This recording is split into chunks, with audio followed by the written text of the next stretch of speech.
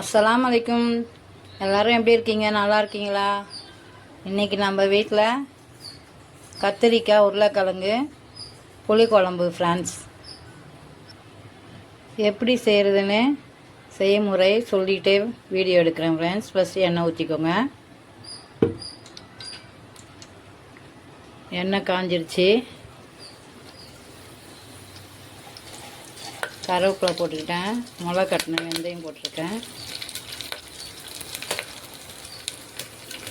வெங்காயம் போட்டிருக்கேன்.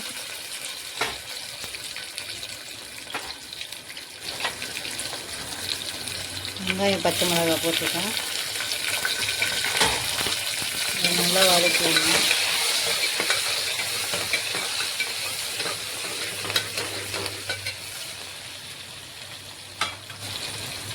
மிளகா கட்டின வெந்தயம் போட்டோன்னே நல்லா வாசம். எண்ணெயில் வதங்கும் போதே நல்லா வாசமாக இருக்குது வெந்தயம்.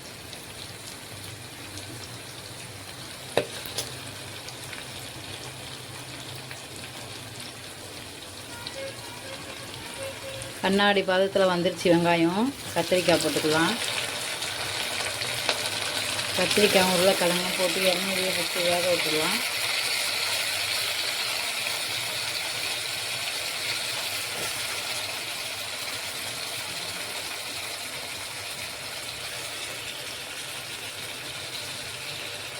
தக்காளி அப்படியே நசுக்கி போட்டுக்கலாம்.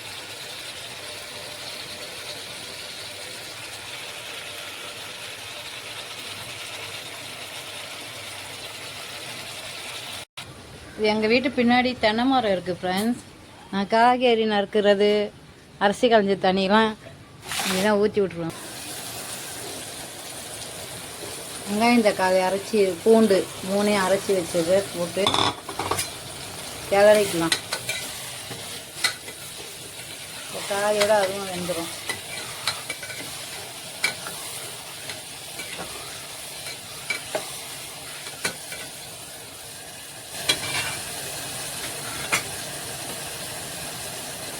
மஞ்சத்தூள்,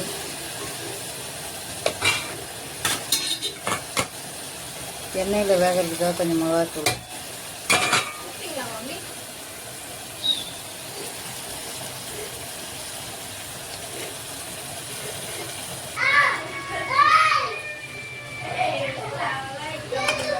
புளி தண்ணியில் மிளகாவை கரைச்சி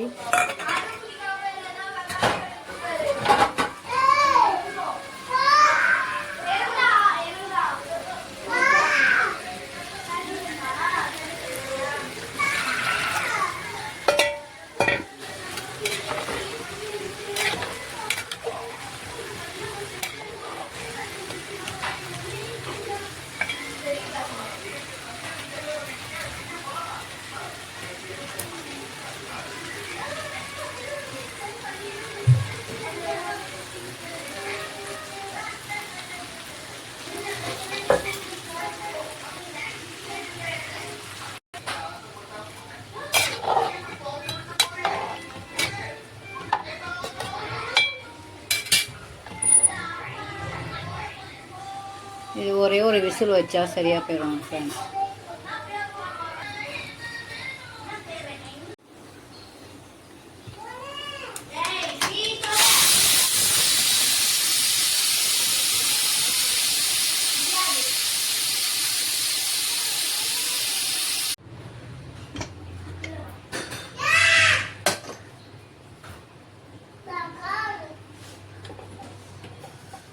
சுவையான கத்திரிக்காய் உருளைக்கிழங்கு